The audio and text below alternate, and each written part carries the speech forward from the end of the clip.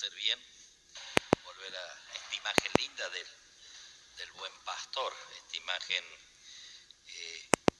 llena de ternura, una imagen que combina, decíamos, por un lado la fuerza y la ternura del amor que llega incluso a la locura de dar la vida por las ovejas, ¿no?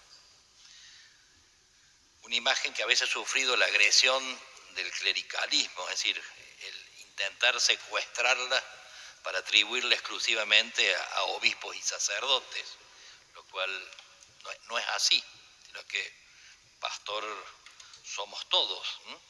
Siempre decimos, una mamá, un papá pastorea a sus hijos, un maestro pastorea a sus alumnos, un político, un hombre gobierno pastorea a su gente para el bien común, y el cura pastorea a su pueblo. Es decir, el pastor son todos aquellos a los que Dios ha confiado el cuidado de sus súbditos, ¿no? Por lo tanto, por supuesto, no quedarse reducido a los curas o a los religiosos o a los obispos, ¿no? Esta imagen del pastor fuerte y tenaz, un pastor capaz de defender al rebaño, que se ocupa de ellos, que los conoce y que los llama uno a uno, ¿no? Esta imagen en este Salmo 22 tan lindo, ¿no? Que se dice que es la perla de los salmos, ¿no? Escrita por David, posiblemente hace 3000 años, uno de los grandes poetas, genio de la poesía universal, David, ¿no? Este Salmo 22 tan lindo que nos hace bien recordar: el Señor es mi pastor, nada me puede faltar, ¿no? Bergson decía que los centenares de libros que yo he leído no me han procurado tanta luz ni tanto consuelo como el verso de este Salmo 22, el Señor es mi pastor, nada me falta, aunque camine por cañadas oscuras, no temo porque tú vas conmigo. Y Julian Green, el francés, el escritor, decía estas frases sencillas, estas frases ya de niño se quedaron sin dificultad en mi memoria. En mi mente yo veía el pastor, yo veía el valle de la sombra de la muerte, veía la mesa preparada, era el evangelio en pequeño. ¿Cuántas veces en las horas de angustia me he acordado del callado reconfortante que ahuyenta el peligro? Cada día recitaba este pequeño poema profético cuya riqueza yo nunca olvidaré. Esto por un lado, y por otro lado, la primera lectura, ahí el profeta habla de los malos pastores, de aquellos que no se han preocupado de las ovejas, y que dice allí tendremos que rendir cuenta a Dios, ¿no?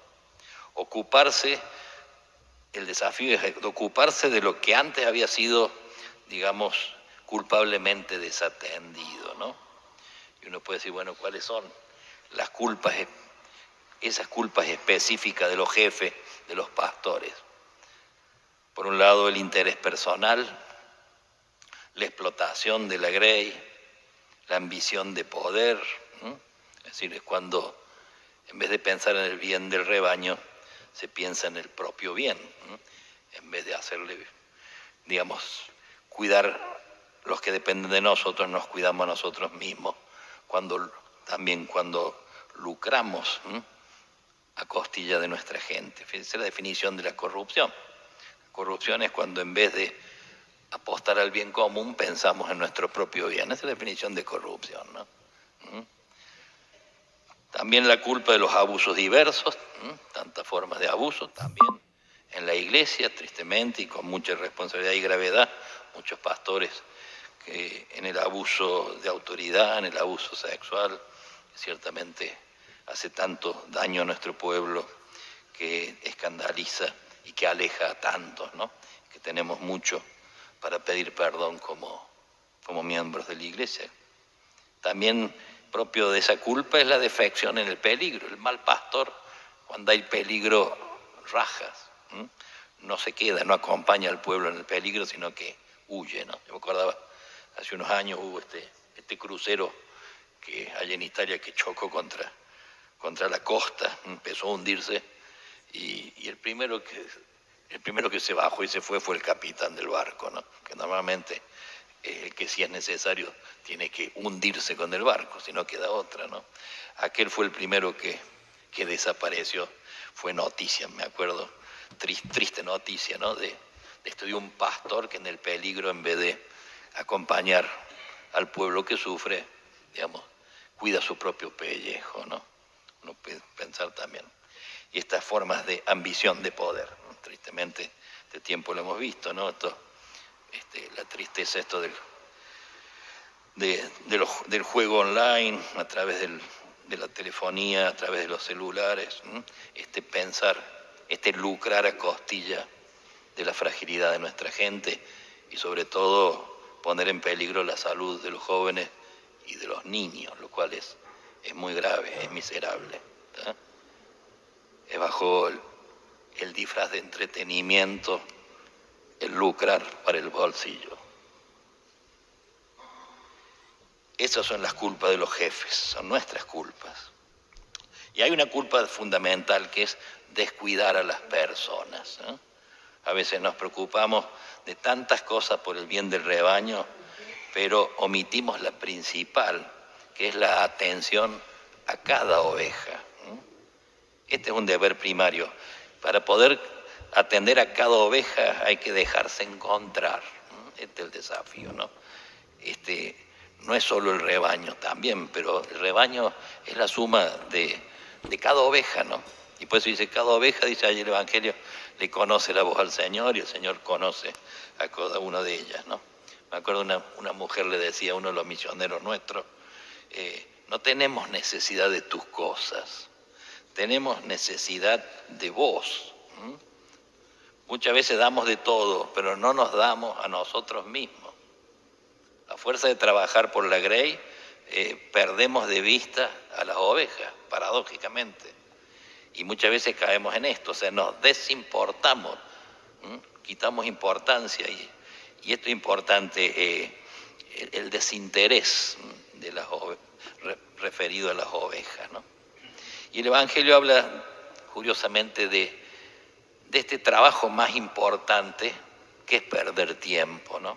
Señor, los discípulos volvían de la misión, posiblemente venían llenos de cosas lindas para contar, pero seguramente el Señor, con mucha humanidad, con mucha delicadeza, se dio cuenta, por un lado, de su cansancio, de su agobio, a pesar del entusiasmo, y algo así como se habrá dado cuenta que venían, como decimos en criollo, pasados de rosca, ¿no?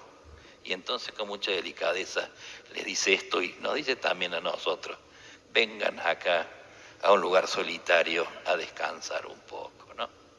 Uno de esos gestos bellísimos del Señor para los discípulos y para nosotros también, ¿no? Por eso el trabajo importante de perder tiempo, de descansar, digamos, ¿no? Vengan a descansar, porque hay un darse a la multitud, lo propio del pastor, pero hay también un indispensable sustraerse a la multitud, es decir, saber buscar espacios de soledad. Interesante, el descanso como expresión de compasión para los demás. Porque muchas veces si no descansamos, tanto los pastores como los papás, o todos, cada uno de nosotros, terminamos haciendo daño, ¿no?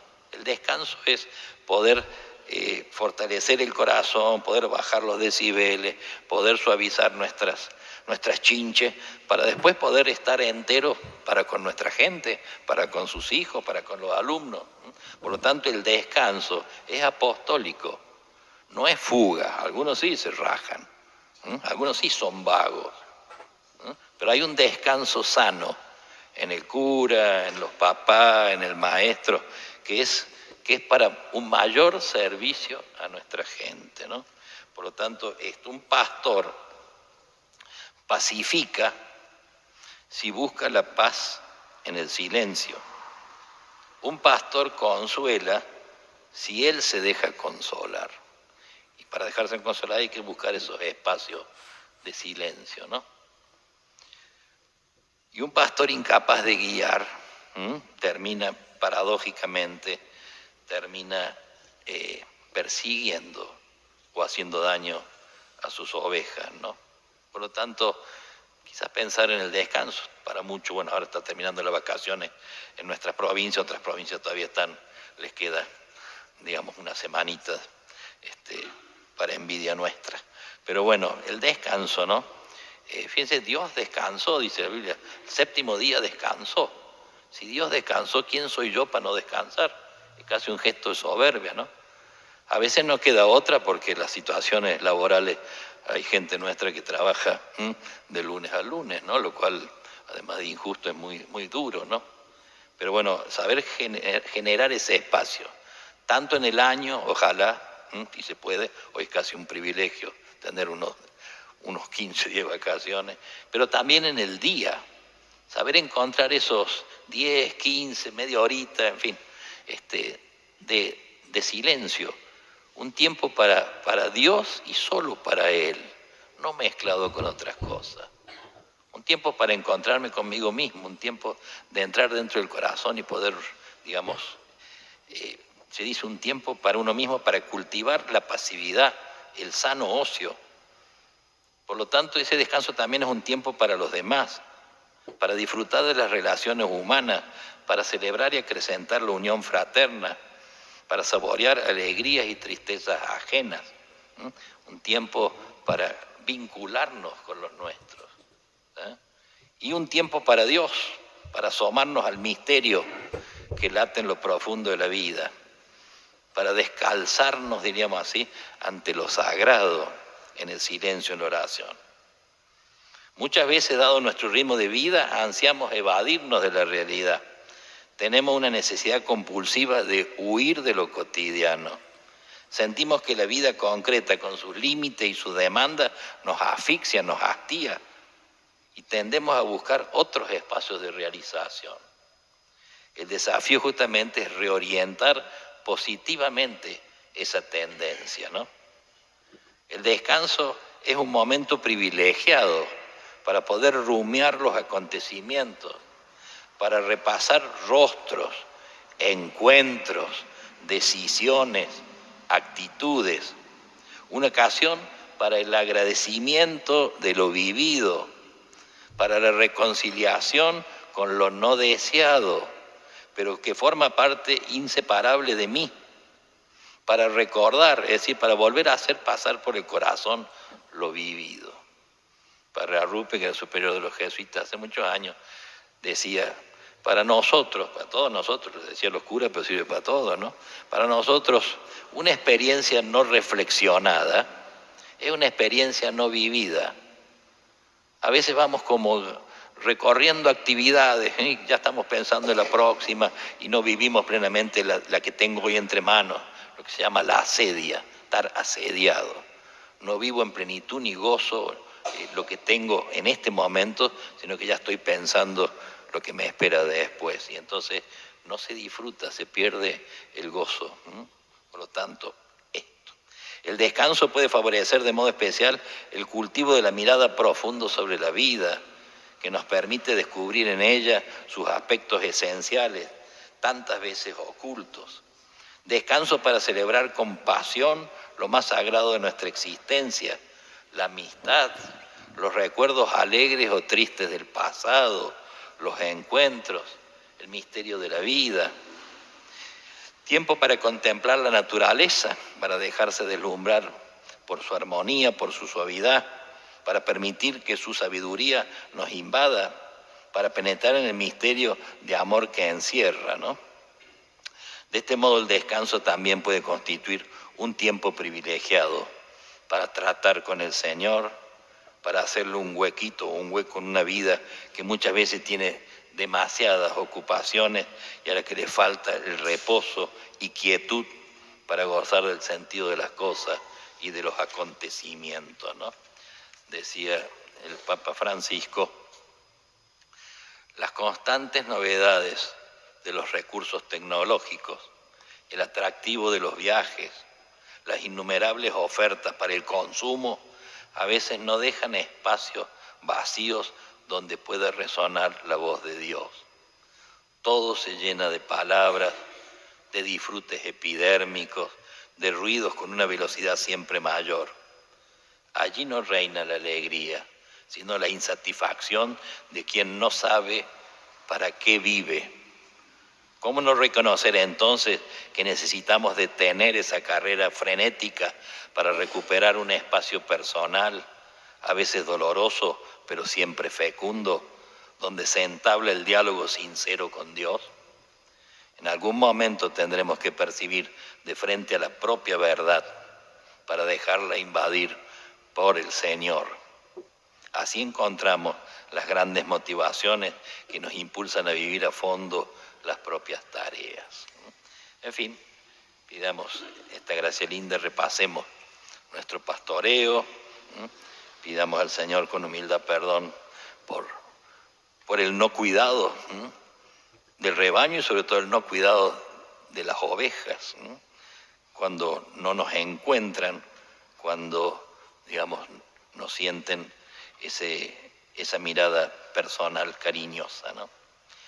Les recuerdo, y con eso va a ser bien aquella oración de San Ambrosio, yo le decía que va andando preso en sus 23 años de cautiverio en manos de los comunistas, el cardenal Bantuán, cuando tocaba el límite rezaba al buen pastor una oración de San Ambrosio que dice así: ven Señor Jesús, ven a buscar a tu siervo, a esta tu oveja extenuada. Ven buen pastor, tu oveja anduvo perdida mientras tú tardabas, mientras tú te entretenías por los montes.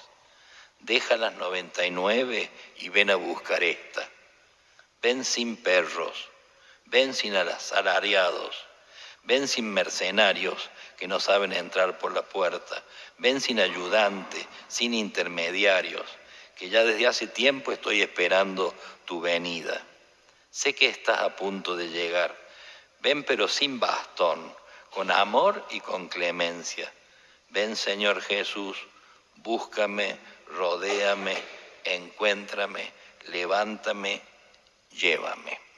Le pedimos al Señor esta gracia linda y lo hacemos bajo la mirada de Nuestra Señora del Carmen, esta imagen tan linda que une en su hábito algo tan lindo, el manto blanco de la pureza y de la luz y su ropa color tierra como signo de humildad. Que ella nos cobije bajo su mirada y bajo el cuidado del escapulario de la Virgen, que es como algo así como una soga, como un lazo que nos sostiene. La Virgen nos cuida, con ese escapulario nos saca muchas veces de los huecos y de los espacios donde quizás, de los acantilados donde hemos quizás caído, y como que la Virgen con el escapulario nos rescata. Le pedimos con mucha humildad que así sea.